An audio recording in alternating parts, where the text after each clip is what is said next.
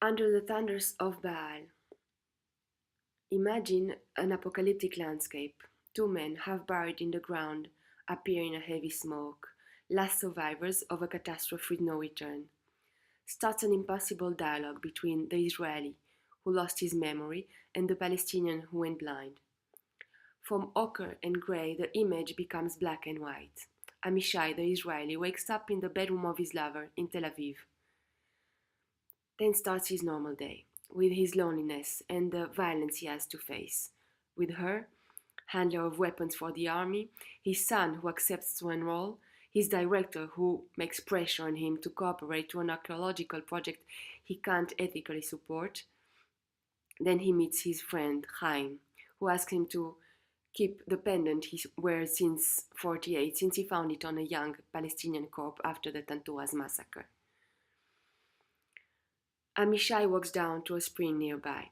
After a short moment of peace, a young group of settlers arrive with a loud radio.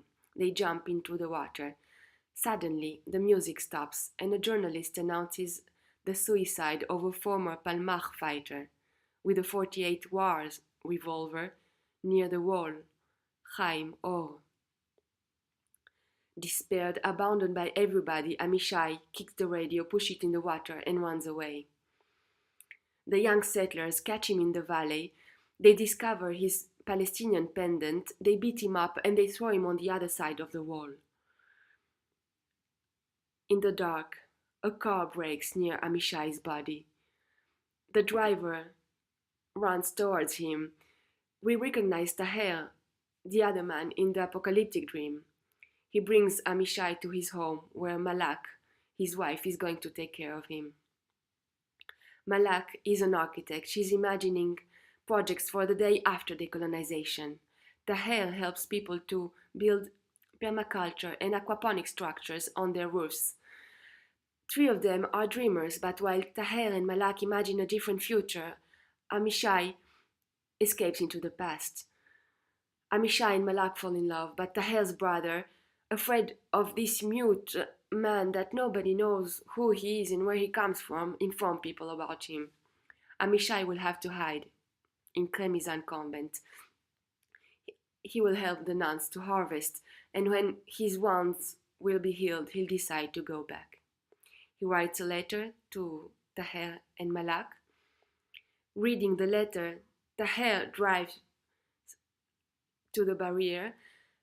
At the same moment, when he sees Amishai getting out of his hiding place, an Israeli patrol arrives. In the patrol, Amishai's son, Itai, is on his first day on the ground. He's been informed about terrorists arriving. Amishai runs. He touches the barrier. Itai aims and shoots. Amishai falls on the ground. Taher runs towards him. The officer pulls the trigger.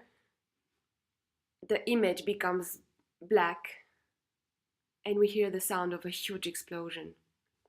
We are back in the apocalyptic dream. The image fulfilled with colors.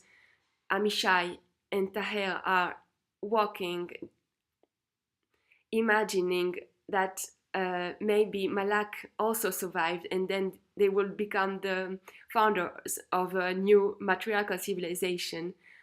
Amishai is leaning on Taher, and while they disappear in the rising sun, the smoke dissolves. That's the project for the moment. I hope you'll be interested in that. Maybe we'll meet soon.